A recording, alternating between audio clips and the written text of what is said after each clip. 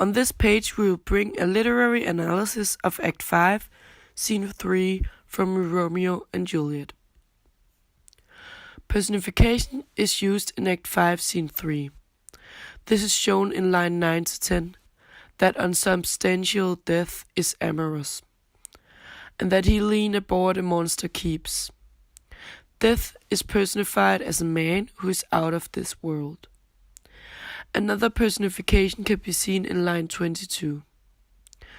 Come, bitter conduct, come, unsavory guide. The poison that Romeo drinks is personified as a guide. He also uses personification when describing the physical aspects of his love and Juliet's love. From this world-wearied flesh, eyes, look your last, arms, take your last embrace, and lips, O you, the doors of breath, seal with a waitress' kiss, a dateless bargain to engrossing death. He personifies his body parts. He personifies his eyes, his arms, and his lips that he has used to love Juliet. He says that they should love at last, before he takes his own life. Romeo believes that he will be reunited with Juliet spiritually by committing suicide.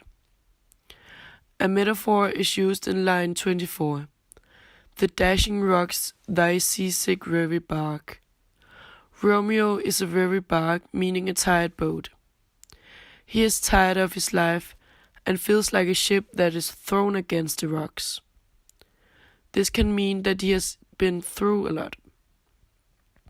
An example of dramatic irony is when Romeo enters the church and sees Juliet lies on the bed thinking she is dead.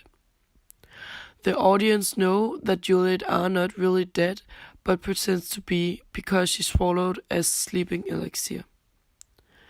Juliet swallowed the sleeping elixir because she wants to spend the rest of her life with Romeo, and that is not an opportunity if people know she is alive, especially her parents. Her parents want Juliet to marry Paris because of his status. When Romeo enters the church, we know that Juliet are not dead, but Romeo does not know this. Romeo's lips are still warm when Juliet wakes up. He has not been dead long. This creates an even more tragic scene. The dramatic irony can be seen in this scene because the audience know that he has not been dead a long time, and Juliet could just wake up a little earlier to start Romeo in his act of killing himself. Act 5, Scene 3 shows how much Romeo and Juliet love each other. The theme love is shown in a very tragic way. The two of them love each other so much so they would die for each other. Another theme in this scene is destiny, fate. In the Elizabethan era, people believed that unlucky people is born under an unlucky star.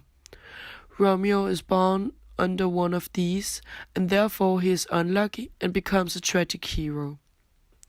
His flaw that causes his downfall is his desire for love and Juliet. As a tragic hero, Romeo is from a high status, and he suffers under an external conflict in society, which is the family feud between the Capulets and the Montagues.